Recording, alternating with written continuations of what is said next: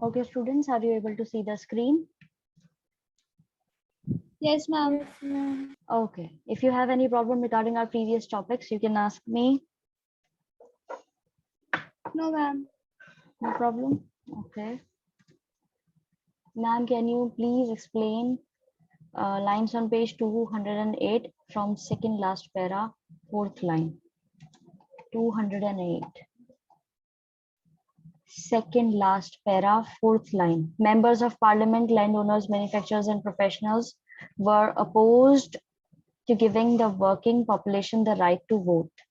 Okay. They supported the Corn Law, which prevented the import of cheaper food until prices in Britain had risen to a certain level.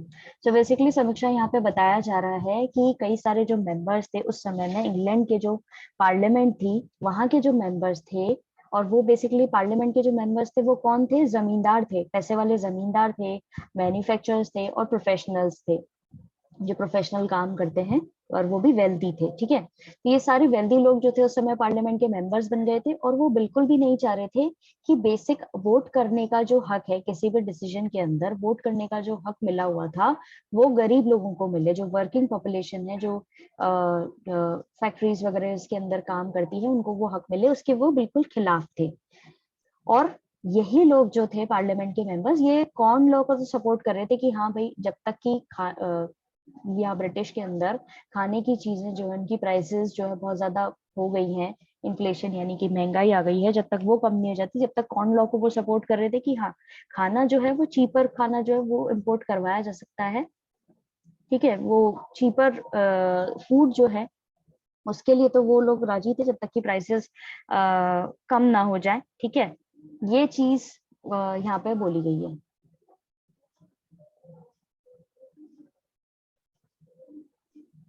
Clear है, आपको समझ आया? Okay, anybody else, किसी और को कोई दिक्कत?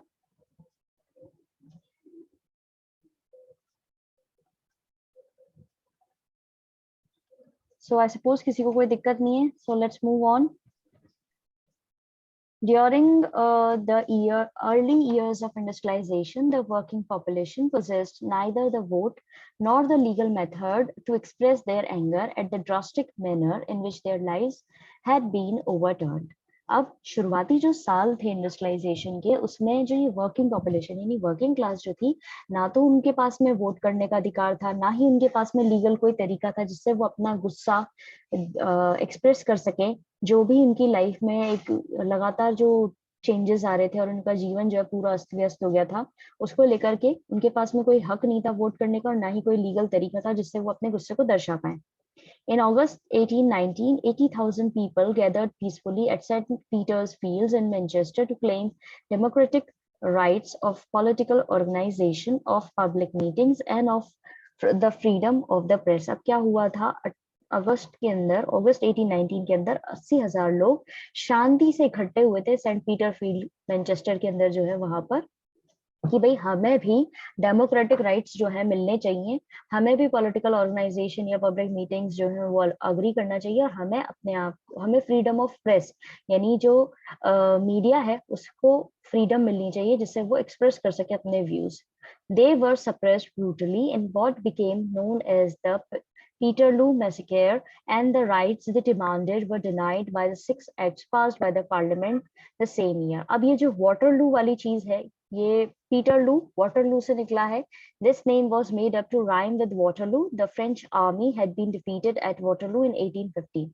अब ये 80,000 लोग वहां पे अपने राइट्स के लिए इकट्ठे हुए। ठीक है, और वहां की जो सरकार थी उन्होंने ब्रूटली इनके साथ में व्यवहार करते हुए इनको दबाने की कोशिश करी और वहां पे मैसेकर यानी मास किलिंग हुई। तो इस जगह को नाम दिया पीटरलू। अब पीटरलू क्यों दिया, क्योंकि वाटरलू जो फ्रेंच आर्मी ने हटाया था वहां के लोगों को, फ्रेंच आर्मी को हराया गया था वहां पर, ये क्योंकि फ्रेंच रेवोल्यूशन से इंस्पायर थे ना ये लोग, तो उससे मिलता जुलता राइम करता हुआ नाम इन्होंने इस चीज को दिया पीटरलू मैसेकर, जहाँ पे ये राइट्स की डिमांड कर रहे थे और इनके राइट्स की जो डिमांड थी उसको बिल्कुल डिनाई कर दिया गया। उसी साल वहां की पार्लियामेंट ने 6 एक्ट्स जो है वो पास करे, नए कानून बना दिए जिससे इनकी जितनी भी डिमांड थी वो पूरी तरीके से मना कर दी गई। These extended the restrictions on political activity introduced in two combination acts of 1795। अब इसी से क्या हुआ, और ज्यादा पाबंदियां लग गई थी पॉलिटिकल एक्टिविटीज पे, और वो सब इंट्रोड्यूस किया किसमें किया गया था, टू कॉम्बिनेशन एक्ट जो पास किए गए थे 1795 के अंदर, वो वाली चीज के अंदर, और इन्होंने एक्सटेंड करके 6 एक्ट्स और लगा दिए थे। But there were some gains, लेकिन कुछ फायदे भी थे। After Peterloo the need to make the House of Commons more representative was recognized by liberal political groups, and the combination acts were replaced in 1824 to 25। ये जो पीटरलू massacre हुआ था, इसके बाद में इनको फायदा ये हुआ कि यहाँ पे हाउस ऑफ कॉमन्स यानी आम जनता के जो लोग थे उनके लिए एक वो बनाया गया हाउस, और वहां पे ज्यादा रिप्रेजेंटेटिव्स को रिकॉग्निशन मिला, और ये रिकॉग्निशन लिबरल पॉलिटिकल ग्रुप्स जो थे उन्होंने दिलाया। और यहाँ पे जो पहले यहाँ पे 1795 के अंदर जो टू कॉम्बिनेशन एक्ट था उसको रिप्लेस किया गया, रिपील किया गया 1824 से 25 के अंदर, उसके अंदर चेंजेस लाए गए। इस पैराग्राफ में अगर आपको कोई दिक्कत आई है तो आप लोग अभी पूछ सकते हैं। No, ma'am. No ma'am. Reform through laws, अब रिफॉर्म यानी कि जो चेंजेस आए हैं कानून के साथ में, ठीक है, कानून के द्वारा, वो देखते हैं। How attentive was the government to the conditions of work of women and children. Laws were passed in 1819 prohibiting the employment of children under the age of 9 in factories and limiting the hours of work of those between the ages of 9 and 16 to 12 hours a day।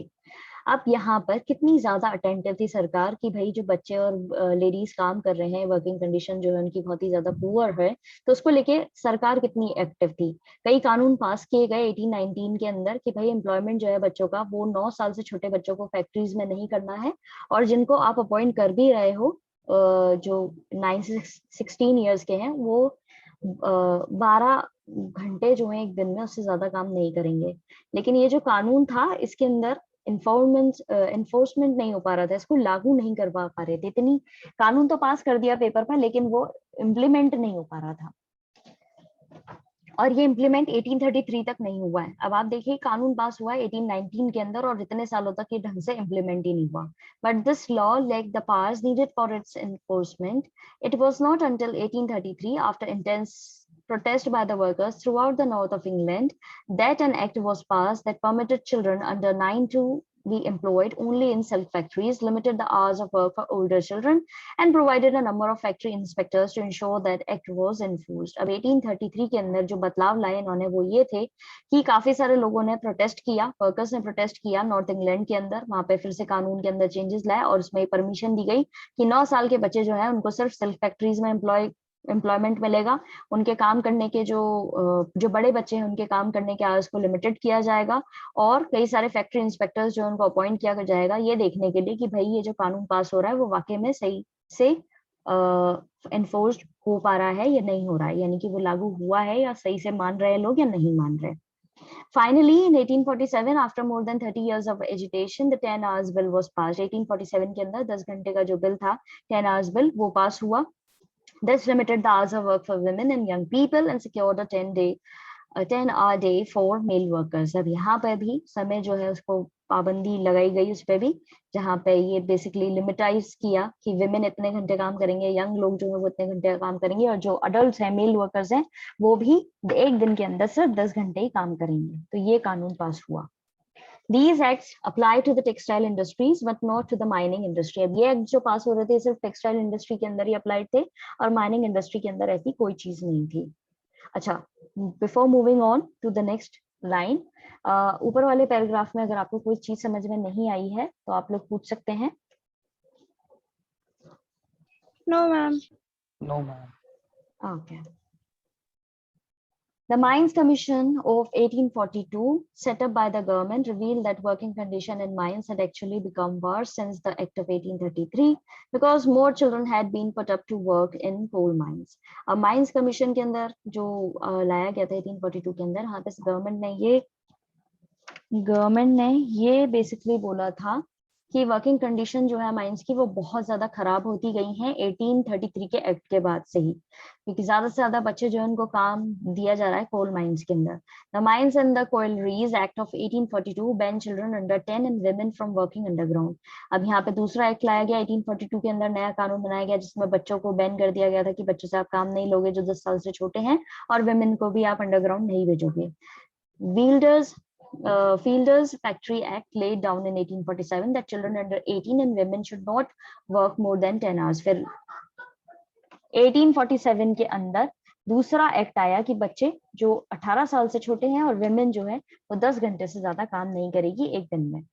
These laws were to be enforced by the factory inspector. ये कानून जो है factory inspector को लागू करने थे, check करना था. But this was difficult to do. लेकिन ये करना भी बहुत difficult था. The inspectors were poorly paid and easily bribed by factory managers, while parents lied about the real ages of their children so that they could work and contribute to the family incomes. अब जैसा कि सब जगह corruption होता है तो उस समय वहां पे भी करप्शन था. इंस्पेक्टर्स को पहली बात तो सरकार ही बहुत कम पैसे देती थी, इसीलिए उनको रिश्वत लेते हुए दिक्कत नहीं होती थी, और फैक्ट्री मैनेजर्स उनको रिश्वत जो है वो दे देते थे, तो इससे वो अपना काम प्रॉपरली नहीं करते थे. और कई बार जो पेरेंट्स है वो भी अपने बच्चों की झूठी एज बता देते थे जिससे वो अपने बच्चों से काम ले सके और घर में कुछ इनकम आ सके.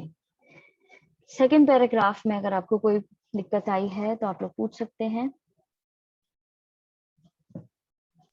No, ma'am. No, ma'am. Okay.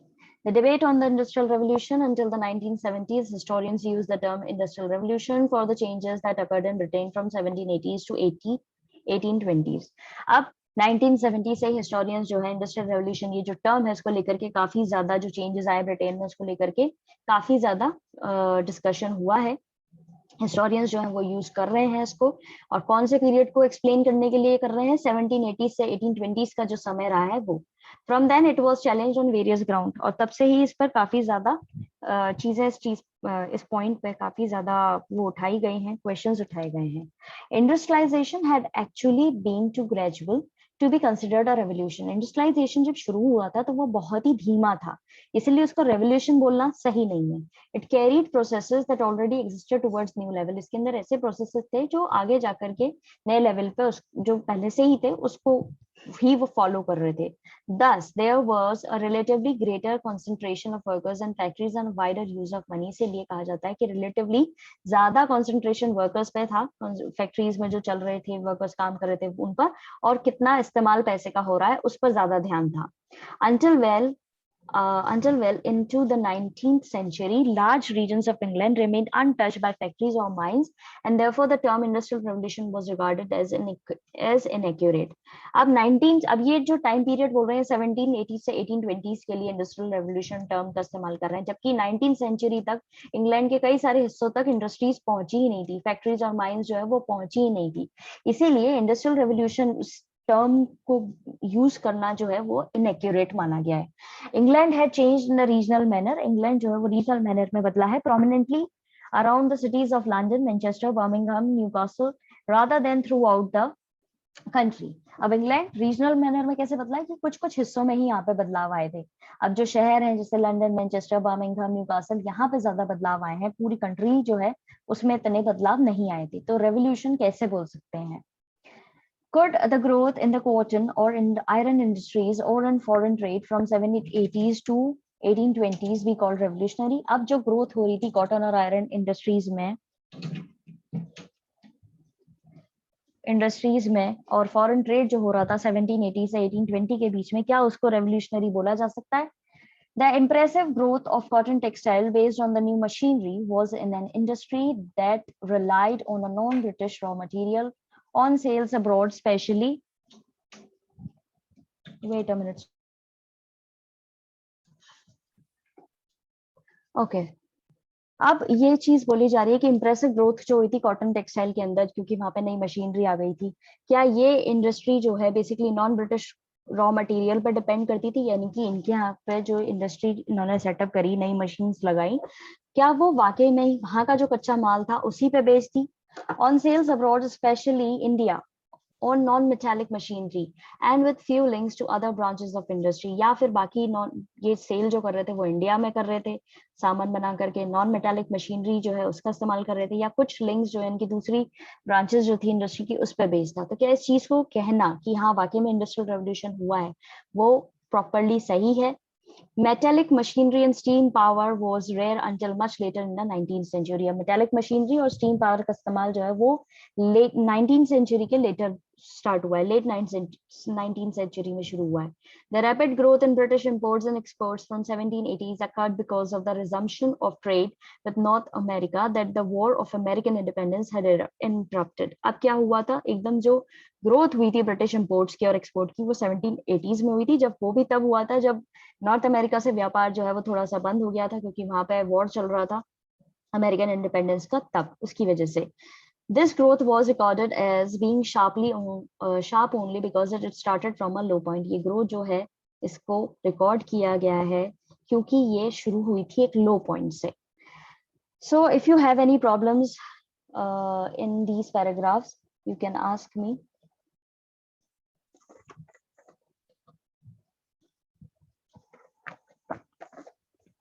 No, ma'am. Okay. What about others? No, ma'am.